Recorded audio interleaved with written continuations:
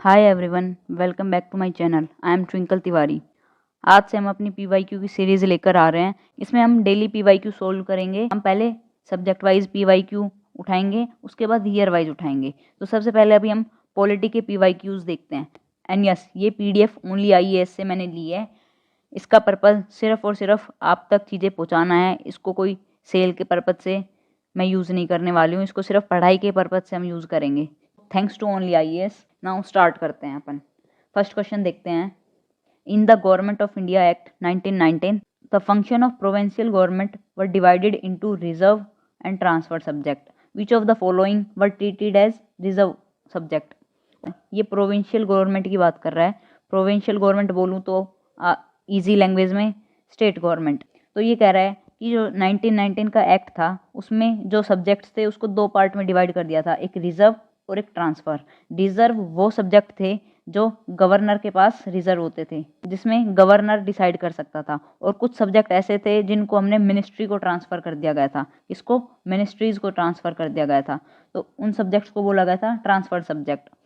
तो इसमें से हमें बताना है इस क्वेश्चन में कि रिजर्व सब्जेक्ट कौन कौन से थे। इसका मतलब वो है कि इसमें वो सब्जेक्ट होंगे जो इम्पोर्टेंट होंगे। अब आप खुद ही देखो, पुलिस एक इम्पोर्टेंट फंक्शन होगा, बिल्कुल होगा। आज के टाइम भी पुलिस बहुत इंपॉर्टेंट फंक्शन है, तो इसको गवर्नर अपने पास रखना चाहेगा। लैंड रिवेन्यू, ऑब्वियसली जो ब्रिटिशर्स थे वो लैंड रिवेन्यू को बहुत इंपॉर्टेंस देते थे।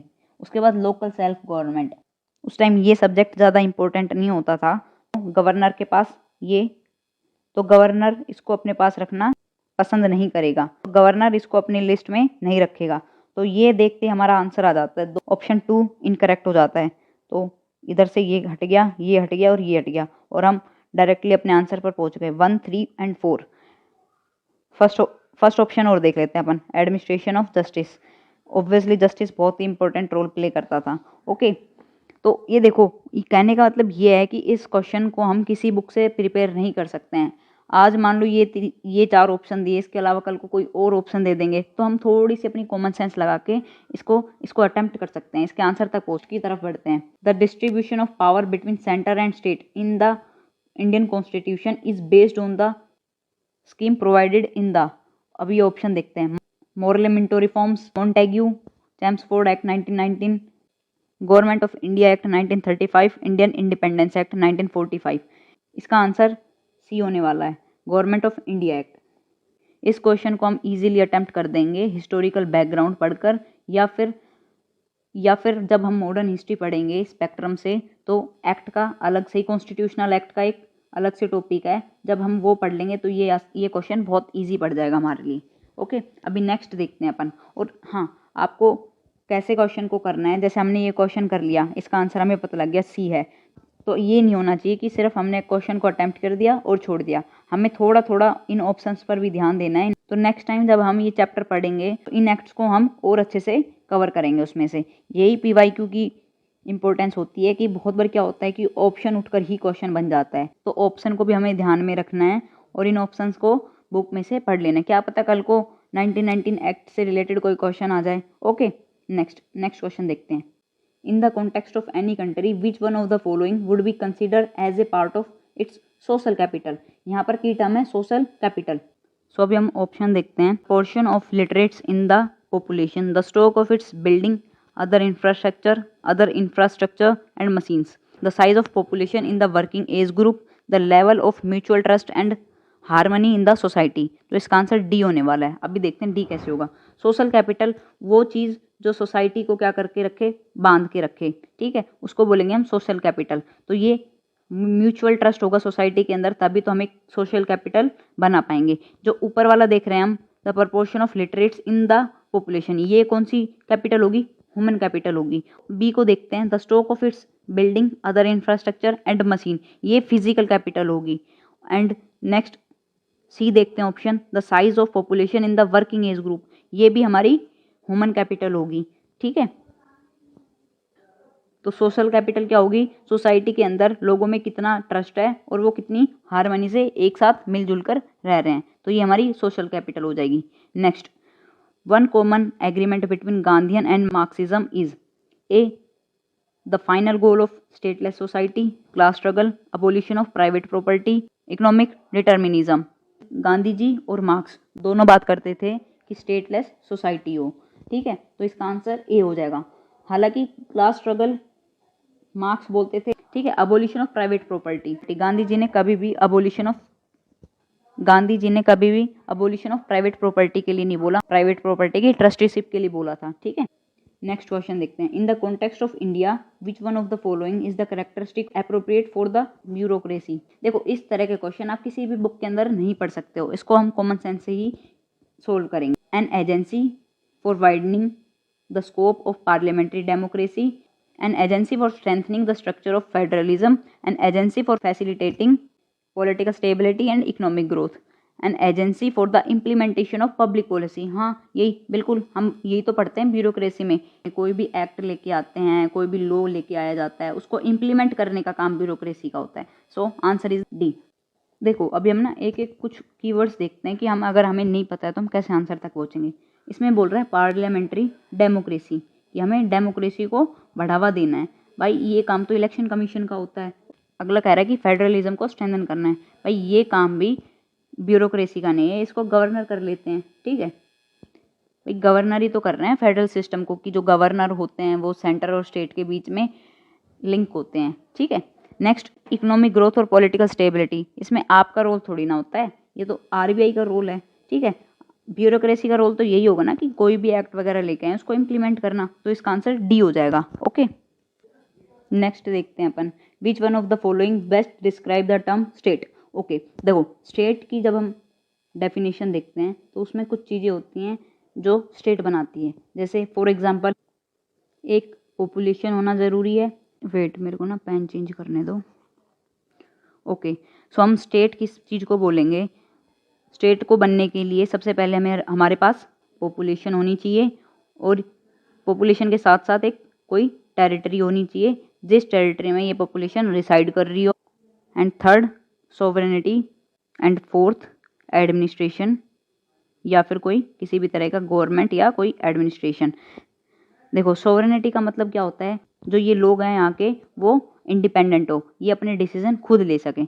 तो ये स्टेट की डेफिनेशन में आता है कि एक पॉपुलेशन होनी चाहिए, वो एक टेरिटरी में डिसाइड कर रही हो और सोवरन हो, एंड वहाँ उसको मैनेज करने के लिए कोई एक एडमिनिस्ट्रेशन मशीनरी हो। तो अभी हम ऑप्शंस देखते हैं क्या कौन सी चीज़ इसमें बेस्ट होगी। एक community of person permanently occupying a definite territory, independent of external control and possessing an organised government. तो अभी हमने स्टेट की डेफिनेशन में यही तो देखा। कम्युनिटी ऑफ पीपल क्या होता है, ये पॉपुलेशन को ही तो बोलते हैं ना।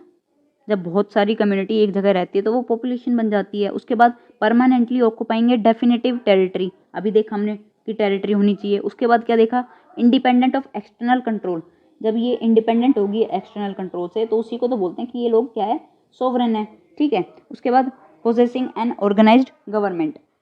सो फोर्थ ऑप्शन हमने यही तो देखा था कि एक एडमिनिस्ट्रेशन होना चाहिए, गवर्नमेंट होनी चाहिए, तो ये हमारा ऑप्शन पूरा सेट बैठ रहा है। अभी हम नेक्स्ट ऑप्शन देखते हैं, politically organised people of a definitive territory possessing an authority to govern them, maintain law and order, protect their natural rights, safeguard their mean of subsistence. इसको भी हम बोल सकते हैं, लेकिन इसमें एक चीज़ मिसिंग है, क्या, सोवरेनिटी। जो ये यहाँ से लेके यहाँ तक है, ये सारे फंक्शन ऑफ गवर्नमेंट ही तो है। तो गवर्नमेंट आ गया, 1% हम इसको मान लेते हैं, चलो पॉपुलेशन कंसीडर कर लेते हैं, हालांकि ये पॉपुलेशन नहीं होती क्योंकि ये पॉलिटिकली ऑर्गेनाइज्ड बोल दिया तो इसको पॉपुलेशन नहीं कह सकते, लेकिन 1% हम मान लेते हैं कि चलो पॉपुलेशन भी आ गई, उसके बाद टेरिटरी भी आ गई, लेकिन एक चीज़ रहेगी ना, सोवरेनिटी, ठीक है, ओके। तो ये आंसर नहीं होगा अपना। नेक्स्ट देखते हैं, in number of person who have been living in a definitive territory for a long time with their own culture, tradition and government. Same, इसमें ना तो सोवरेनिटी की बात हो रही है ना ही गवर्नमेंट की बात हो रही है, तो ये दो ऑप्शन हमारे नहीं हो पा रहे ना फुलफिल, तो ये भी ऑप्शन नहीं होगा अपना। A society permanently living in a definitive territory with central authority, executive responsible for to the central authority and independent judiciary. भाई ये सारी चीज़ें भी तो एडमिनिस्ट्रेशन में आ गई, फिर वही बात, यहाँ पर सोवरेनिटी है ही नहीं, तो ये ऑप्शन भी नहीं हुआ। तो सबसे बेस्ट जो हमारा ऑप्शन आ रहा है वो ए हो रहा है, तो इसका आंसर होगा ए। अभी नेक्स्ट क्वेश्चन देखते हैं, उससे पहले मैं थोड़ा सा इसको साफ कर दूं।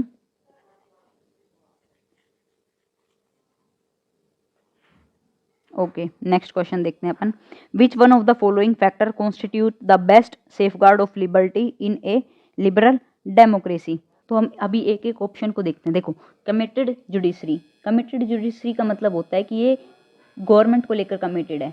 अगर ये गवर्नमेंट को लेकर कमिटेड होगी तो हमारी लिबर्टी को कैसे प्रोटेक्ट करेगी। ओके, तो ये आंसर भी नहीं हो सकता। Centralisation of power. तो सेंट्रलाइजेशन को देखें तो इसमें होता है जो पावर होती है वो एक ही इंसान या एक ही लेवल पर कंसंट्रेट होती है। तो जब एक ही इंसान के पास या एक ही लेवल पर कंसंट्रेट हो जाएगी सारी पावर, तो बाकी के लोगों की जो लिबर्टी होगी वो कहीं ना कहीं हैम्पर होगी ही। ठीक है, नेक्स्ट इलेक्टेड गवर्नमेंट। अब हमारी देखो, हमारे यहाँ इलेक्टेड गवर्नमेंट है तो जरूरी नहीं है कि इलेक्टेड गवर्नमेंट क्या हो, लिबर्टी को प्रोटेक्ट करे। Next separation of power. Yes, ये बेस्ट सूटेड आंसर लग रहा है। सेपरेशन ऑफ पावर कैसे, जुडिशरी, एग्जीक्यूटिव, लेजिस्लेचर। जब ये तीनों क्या करेंगे, इनकी सेपरेट पावर होगी, ये अपने अपने डोमेन में काम कर रहे हैं। और क्या होगा कि अगर लेजिस्लेचर या एग्जीक्यूटिव लिबर्टी को ब्रीच करने की भी कोशिश कर रहे हैं तो जुडिशरी आकर इनको बोलेगी कि नहीं, आप किसी की भी लिबर्टी को ब्रीच नहीं कर सकते हो। ठीक है, तो लिबर्टी के लिए ज़रूरी है सेपरेशन ऑफ पावर का होना। ओके, अभी हम नेक्स्ट क्वेश्चन की तरफ चलते हैं। What is the position of the right to property in India. Legal right available to citizen only, legal right available to any person, fundamental right available to citizen only, neither fundamental right nor legal right. हम देखते हैं right to property. Right to property सबसे पहले fundamental right था, उसके बाद हमने land reform करे और लैंड रिफॉर्म करके हमने जमींदारी सिस्टम को हटाया और लैंड को डिस्ट्रीब्यूट किया। ठीक है, तो इसमें क्या दिक्कत आ रही थी कि ये फंडामेंटल राइट था, तो किसी की भी प्रॉपर्टी को अगर हम डिस्ट्रीब्यूट कर रहे थे वो सीधा कोर्ट में जा रहा था और बोल रहा था कि ये मेरी फंडामेंटल राइट का वायलेशन है। तो जो हमारी गवर्नमेंट थी, गवर्नमेंट ने कॉन्स्टिट्यूशन में अमेंडमेंट किया गया और राइट टू प्रॉपर्टी को फंडामेंटल राइट से हटाकर लीगल राइट बना दिया गया अंडर आर्टिकल 300A। तो इससे हमें पता लग गया कि ये फंडामेंटल राइट नहीं है, ये एक लीगल राइट है। ठीक है, तो ये ऑप्शन भी चला जाता है, ये ऑप्शन भी गया। अब ये दो ऑप्शन बच गए। तो जब हम आर्टिकल 300A को पढ़ते हैं तो बोला है no person should be deprived from his property. तो इसमें आ गया नो पर्सन। पर्सन के अंदर आ जाता है सिटीजन भी आ जाते हैं और फॉरनर्स भी आ जाते हैं। तो ये ओनली सिटीजन कट जाएगा और हमारा आंसर पहुंच जाएगा legal right available to any person. Okay, next question की तरफ चलते हैं। If a particular area is brought under 5th शेड्यूल of the Constitution of India, which one of the following statements best reflect the consequence of it? This would prevent the transfer of land of tribal people to non-tribal people. Okay, next देखते हैं। This would create a local self-governing body in that area. भाई local self-governing body तो पंचायती राज होती है, तो 5th schedule तो कहाँ से ही करेगा। 5th शेड्यूल में इसकी बात क्यों करेंगे, क्योंकि हमारे पास तो एक पीसा एक्ट भी है शेड्यूल एरिया के लिए, तो ये ऑप्शन तो हट ही जाएगा। This would convert that area into union territory. भाई यूनियन टेरिटरी में कैसे कन्वर्ट कर सकता है 5th, ऐसा थोड़ी ना कि कोई भी चीज़ 5th शेड्यूल में डाल दी तो वो यूनियन टेरिटरी बन गई है। ठीक है, तो ये ऑप्शन भी नहीं होगा। The state having such area would be declare as a special category state. भाई ऐसा थोड़ी ना होता है, स्पेशल कैटेगरी में थोड़ी ना आ जाएगा वो स्टेट 5th शेड्यूल में आने से। 5th शेड्यूल में कौन से होते हैं, शेड्यूल्ड एरिया होते हैं। तो उसका जो मेन प्रोविज़न है वो ये है, सीधी सी बात है ना, कि जो ट्राइबल लोग हैं उनकी प्रॉपर्टी उन्हीं के पास रहनी चाहिए, वो उनको नॉन ट्राइबल पीपल से ट्रांसफर नहीं कर सकते। ठीक है, अब हम नेक्स्ट की तरफ चलते हैं। In the context of India which of the following principles is or are implied institutionally in the parliamentary government. ठीक है, अब ये पार्लियामेंट्री गवर्नमेंट के कुछ फीचर्स पूछ रहा है। अभी आगे देखते हैं क्या क्या है। Member of cabinet are member of parliament. Member hold the office till they enjoy confidence in the parliament. The cabinet is headed by head of states. ठीक है, अब देखो यहाँ पर ये ऑप्शन हमारा गलत हो जाता है, क्योंकि हेड ऑफ स्टेट कौन होता है, प्रेसिडेंट होता है। ठीक है, तो इसको हेड ऑफ स्टेट गवर्न नहीं कर रहा है, इसको कौन हेड कर रहा है, head of the government. Head of the government कौन होता है, प्राइम मिनिस्टर। तो इसको प्राइम मिनिस्टर हेड करता है, ना कि प्रेसिडेंट, और प्रेसिडेंट को हम हेड ऑफ स्टेट बोलते हैं। तो ये ऑप्शन गलत हो गया, ये ऑप्शन गलत हो गया, तो ये गया, ये गया, ये गया, सीधा हमारे पास ये बच गया। और जब हम पार्लियामेंट्री फीचर्स वाले चैप्टर को पढ़ेंगे ना, तो ये साफ साफ हमें ये ऑप्शन वहाँ पर मिल जाएंगे। ठीक है, देखो हमारी पार्लियामेंट्री फॉर्म में कहते हैं कि जो कैबिनेट के मेंबर होंगे वो पार्लियामेंट के मेंबर होने ज़रूरी हैं। ठीक है, कोई भी इंसान ऐसा नहीं है कि पार्लियामेंट का मेंबर नहीं है और उसको हम कैबिनेट का मेंबर बना दें। वो बन सकता है, लेकिन 6 महीने तक, मैक्सिमम 6 महीने तक बन सकता है, और विद इन 6 मंथ उसको पार्लियामेंट का मेंबर बनना ज़रूरी है। ठीक है, next, minister hold the office till they enjoy confidence in the parliament, yes बिल्कुल, वो कब तक उसको हम पोस्ट से हटा नहीं सकते जब तक उनके पास कॉन्फिडेंस है, जब तक। विच one of the following schedule of the constitution of India contains provision regarding anti defection law. तो 10th schedule anti defection law के बारे में बात करता है। भाई ये जो एंटी डिफेक्शन है बहुत इंपॉर्टेंट है, ये मैंने आपको एक वीडियो में भी बताया था, हाउ टू रीड लक्ष्मीकांत, उसमें मैंने चैप्टर्स बताए थे कि कौन से चैप्टर बहुत इंपॉर्टेंट है, तो मैंने उसमें 2 स्टार लगाए थे एंटी डिफेक्शन लॉ के लिए, ठीक है। तो ये 10th शेड्यूल है जो एंटी डिफेक्शन के बारे में बात करता है। 8th शेड्यूल किसके बारे में बात करेगा, ऑफिशियल लैंग्वेज के बारे में बात करता है। 5th schedule schedule area, 2nd schedule हमारा सैलरी के बारे में बात कर रहा है। एक बार मैं इसको थोड़ा क्लीन कर लूँ, ठीक है। तो शेड्यूल्स को याद करने की ट्रिक होती है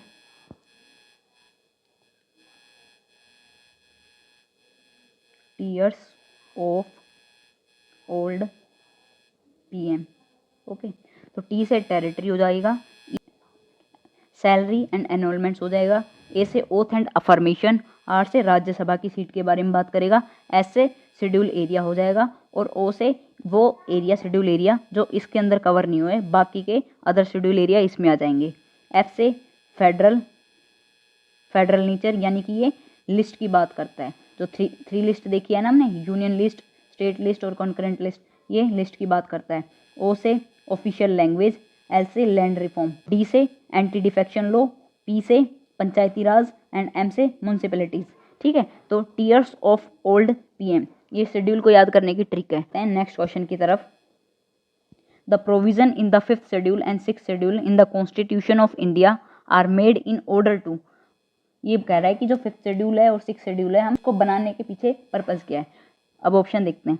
protect the interest of all the border state, ठीक है। अब देखो, तो सारे के सारे बॉर्डर स्टेट को प्रोटेक्ट करना ये थोड़ी ना होता भाई 5th और शेड्यूल। अभी हमने देखा है 5th और 6th शेड्यूल शेड्यूल्ड एरिया के बारे में बात कर रहा है, तो ये ऑप्शन तो चला गया, ठीक है। नेक्स्ट, पावर और पंचायती राज, वही पंचायती राज का भी हमने देखा ना, शेड्यूल नंबर 11 बात कर रहे हैं, ठीक है। Determine the boundaries between the state की बाउंड्रीज को ये डिटरमाइन करेगा, तो ऑप्शन बच गया अपना a, protect the interest of schedule tribe. हमने पढ़ा था ना 5th शेड्यूल और 6th शेड्यूल, यहाँ पर देखो ये एस और ओ, तो ये शेड्यूल एरिया और शेड्यूल ट्राइब की बात करता है, ठीक है। तो इससे अभी हमें क्या पता लगा कि जो 5th शेड्यूल है और 6th शेड्यूल है ये तो बहुत इंपॉर्टेंट हो जाते हैं। इसके साथ साथ एंटी डिफेक्शन लॉ यानी कि 10th शेड्यूल भी बहुत इंपॉर्टेंट हो जाता है, और पार्लियामेंट्री फीचर्स भी बहुत इंपॉर्टेंट हो जाते हैं। ये चैप्टर्स हमें पढ़ने ही पढ़ने हैं, ठीक है। तो PYQ को देख के ऐसे पता लगता है कि ये चैप्टर इंपॉर्टेंट है, क्योंकि इनसे क्वेश्चन पूछे जा रहे हैं। अभी देखो 5th शेड्यूल से रिलेटेड कितने क्वेश्चन देख लिए जो रिपीट हो रहे हैं अपने। नेक्स्ट क्वेश्चन देखते हैं अपन। Right to vote and to be elected in India is fundamental right, नहीं ये फंडामेंटल राइट नहीं है। फंडामेंटल राइट में आर्टिकल 12 टू आर्टिकल 35 तक आते हैं, ओके। नेचुरल राइट ये भी नहीं है। कॉन्स्टिट्यूशनल राइट, यस ये कॉन्स्टिट्यूशनल राइट है। ये आर्टिकल 326 बात करता है कि जो भी इंसान 18 से अबव है तो उसको वोट डालने का राइट है, ओके। तो इसका आंसर हो जाएगा C, constitutional right, okay. Next देखते हैं हम। Out of the following statement choose the one that bring out the principle underlying the cabinet form of government. देखो अभी हम नीचे ये क्वेश्चन देख के आए हैं पार्लियामेंट्री फॉर्म का 2013 के अंदर, और सेम क्वेश्चन रिपीट हो गया 2017 के अंदर, ठीक है। तो कैबिनेट फॉर्म हो गया, पार्लियामेंट फॉर्म हो गया, ये एक ही है। तो इसको फिर से देखो रिपीट हो गया। अब देखते हैं। An arrangement of minimising criticism against government whose responsibility are complex and hard to carry out the satisfaction of all. Next, a mechanism for speeding up the activity of the government whose responsibility are increasing day by day. A mechanism of parliamentary democracy for ensuring collective responsibility of the government to the people. तो इसका best option होगा सी, कि ये collective responsibility है किसकी, government की, और ये रिस्पॉन्सिबिलिटी किसके लिए, लोगों के लिए। तो इसका आंसर हो जाएगा सी। नेक्स्ट लास्ट क्वेश्चन देखते हैं। विच one of the following is not a feature of Indian federalism. Federalism क्या होता है कि पावर अलग अलग लेवल पर बटी हुई हो, जैसे centre, state and ground level पर, ठीक है। सेंटर पे सेंट्रल गवर्नमेंट, स्टेट पर स्टेट गवर्नमेंट, और ग्राउंड पर पंचायती राज आ गए, ठीक है। तो इनके बीच में पावर क्या हो, इक्वली डिस्ट्रीब्यूट हो रही हो, उसको बोलते हैं फेडरलिज्म। देखो फर्स्ट ऑप्शन देखो, there is an independent judiciary. भाई इंडिपेंडेंट जुडिशरी है तभी तो हम फेडरलिज्म के फीचर्स को अवेल कर पा रहे हैं। अगर जुडिशरी इंडिपेंडेंट नहीं होती, एक तरफ बायस होती, तो हमारा फेडरलिज्म क्या होता, हैम्पर हो जाता। तो ये तो होगा अपना आंसर।